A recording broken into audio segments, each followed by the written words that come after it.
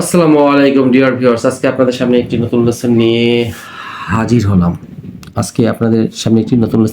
তো চলুন দেখি এই লেসনে কি কি রয়েছে।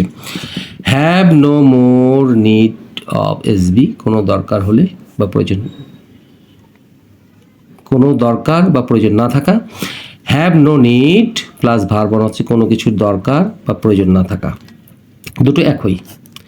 এক্সপ্রেস ওয়ার্ড নিডস, কারো প্রয়োজনের কথা বা চাহিদা প্রকাশ করা, কারো প্রয়োজনের কথা বা প্রয়োজনের চাহিদার কথা প্রকাশ করা। Feel the need to plus verb, কোনো কিছুর প্রয়োজন থাকা, দরকার থাকা, অনুভব করা। In one's hour of need, কারো প্রয়োজনের সময়। এখন এগুলো এইভাবে আমি বুঝবো না, হয়তো বা এক্সাম্পল ফলো করলে ক্লিয়ার হয়ে যাবে। প্রথমটি হচ্ছে have no more need of SB অথবা have no need to plus verb, কারো কিছু করার দরকার না থাকা, প্রয়োজন না থাকা। তাহলে কি আমার এখন আর তোমার দরকার নেই, তোমার দরকার নেই বা তোমার প্রয়োজন নেই। I have no more need of you now. দেখেন আমি I have no more need of you now, অথবা I have no need of you any longer, এইভাবে করা যেতে পারে। এই দুটো এক্সাম্পল খুব ভালো করে দেখবেন। আর একটা হচ্ছে have no need plus verb one, no to plus verb one, কোনো কিছু করার দরকার নেই। তাহলে তোমার এই দরজাটা টক টক করার কোনো দরকার নেই। টক টক মানে নক নক আর কি। You need not knock at the door. Knock at the door হচ্ছে দরজায় টক টক করা। তাহলে you need not knock at this door, এই দরজায় নক নক করার কোনো প্রয়োজন নেই। আচ্ছা, এখন আসি এক্সপ্রেস ওয়ান নিডস, কারো চাহিদা বা প্রয়োজনীয় কথা প্রকাশ করা। এখন 3 নম্বর এক্সাম্পলটি আমি দেখাতে যাচ্ছি আপনাদের এখানে।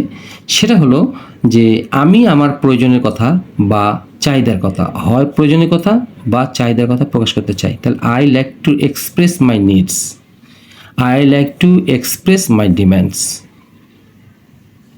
আশা করি বুঝতে পেরেছি। এখন আসি feel the need to plus verb one, কোনো কিছু করার প্রয়োজন থাকা বা অনুভব করা। তোমার ইংরেজি শেখার প্রয়োজনীয়তা অনুভব করা উচিত। You should feel the need to pick up. এই পিক আপ হচ্ছে লার্ন, পিক আপ দিব আমরা বা লার্ন দেবো, এই টু এর পর ভার্ব ওয়ান বসে ইংলিশ। তোমার ইংরেজি শেখার প্রয়োজনীয়তা অনুভব করা উচিত।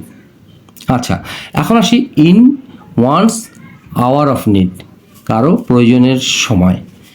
যেহেতু আমার দরকারের সময় তোমাকে পাইনি, সুতরাং আমার এখন আর তোমার কোনো প্রয়োজন বা দরকার নেই।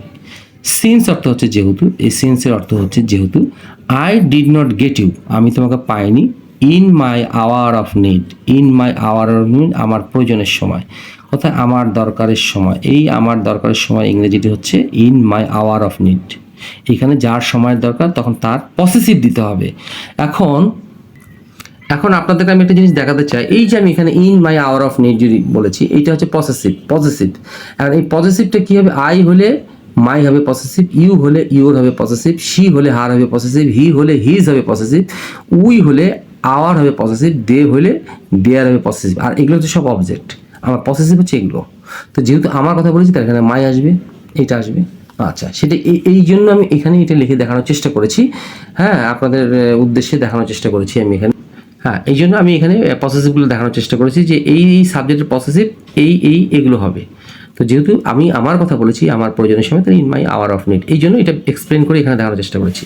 তো যেহেতু I did not get you in my hour of need, আমি প্রয়োজনের সময় তোমাকে কাছে পাইনি, তুমি I have no more need of you, মানে আমি তোমার আর দরকার নেই। এই স্ট্রাকচারটি আমি আবারও প্রথমে দেখানোর চেষ্টা করছি যে এই যে have no more need of SB, কারো দরকার না থাকা, তো এটাকে দুভাবে করা যায়। একটা হচ্ছে যে I have no more need of you, তোমার এখন দরকার নেই, আর I have no need of you any longer, এইভাবে করা যেতে পারে। তো এই দুটো স্ট্রাকচার আপনারা খুব ভালো করে দেখবেন।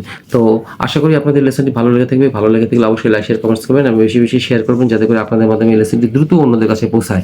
তো সেই প্রত্যাশায় আসসালামু আলাইকুম। আপনারা ভালো থাকবেন, সুস্থ থাকবেন। আসসালামু আলাইকুম।